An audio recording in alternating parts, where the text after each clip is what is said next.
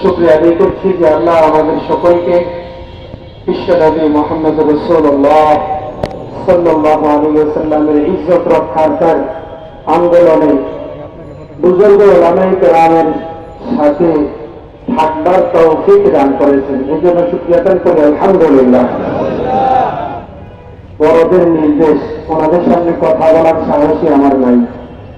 শুধু বিশ্বনবী মুহাম্মদ রাসূলুল্লাহ সাল্লাল্লাহু আলাইহি ওয়াসাল্লামের একটি হাদিস আপনাদেরকে শোনাই।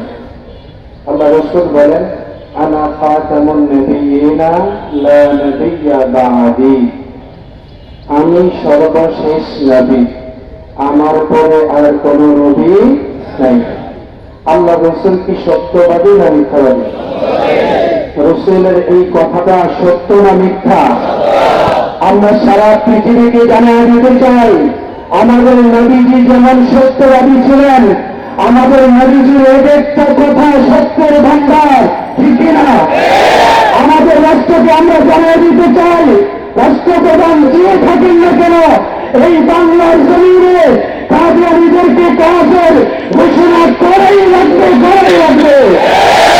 ঘোষণা বাস্তবায়নের জন্য আমরা আমাদের চক্ষুকে বিসর্জন দিতে প্রস্তুত আছি, আমরা আমাদের হাতকে বিসর্জন দিতে প্রস্তুত আছি। যদি আমাদেরকে পুরো শরীর বিসর্জন দেওয়ার জন্য বলা হয়, তাকে আমরা প্রস্তুত আছি। তারপরে এই জমিনে ইনশাআল্লাহ ইনশাআল্লাহ আমাদের আহমদ শফি রহমতুল্লাহ আলাইহির দিনের সর্বশেষ তামান্না ছিল, আশরাফ আলী সাহেবের সর্বশেষ তামান্না ছিল, আমার শাহ সাহেবের সর্বশেষ তামান্না ছিল, শেখুল হাদিস সাহেবের সর্বশেষ তামান্না ছিল, ফজলুল হক আমিনী রহমতুল্লাহ আলাইহির সর্বশেষ তামান্না ছিল কাদিয়ানীদেরকে কাফের ঘোষণা করা। ইনশাআল্লাহ ইনশাআল্লাহ আমরা এই ঘোষণার আন্দোলনে আমাদের জান পর্যন্ত নিতে প্রস্তুত আছি। করা হয়েছে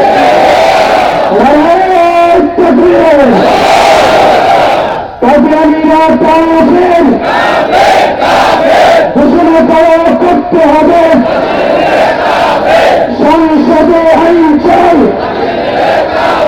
নবীর পরে নবী নাই।